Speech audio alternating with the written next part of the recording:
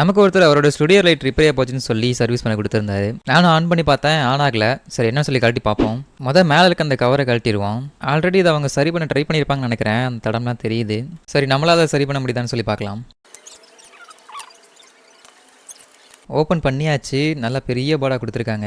கலெக்ட்னதும் நான் ஃபஸ்ட்டு ஒரு இடத்துல வயர் கட்டான மாதிரி பார்த்தேன். நமக்கு அது பிரச்சனை இல்லை. நம்ம பேட்டரி செக் பண்ணி பார்ப்போம். ஏன்னா இந்த மாதிரி லைட்டில் மோஸ்ட்லி பேட்டரி தான் ஃபால்ட் ஆகும். அண்ட் நான் நினச்ச மாதிரியே அதில் பேட்டரியில் வோல்டேஜ் காட்டல. நம்ம பேட்டரி மட்டும் தனியாக கழட்டி செக் பண்ணி பார்க்கலாம். இதுக்கு முன்னாடி கழட்டி பேட்டரி தான் ஆல்ட்ரேஷன் பண்ணியிருப்பாங்கன்னு நினைக்கிறேன். பார்த்தாலே தெரியுது. சரி நம்மளும் ஒரு தடவை பேட்டரி செக் பண்ணிடுவோம். நான் செக் பண்ணி பார்க்கும்போது பேட்டரியிலேருந்து வோல்டேஜ்லாம் நல்லா வந்துச்சு. ஆனால் பிஎம்எஸ் போர்டில் இருந்தால் அவுட்புட் வரல.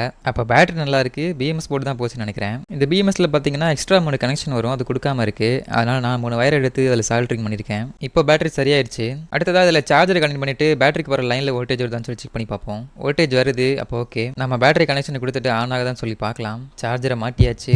இப்போ ஆன் பண்ணி பார்ப்போம். ஆன் ஆயிடுச்சு. கொஞ்சம் நேரம் சார்ஜ் போட்டாச்சு. இப்போ சார்ஜரை கழட்டி விட்டுட்டு பேட்டரியில் ஆன் ஆகுதான்னு சொல்லி செக் பண்ணி பார்ப்போம்.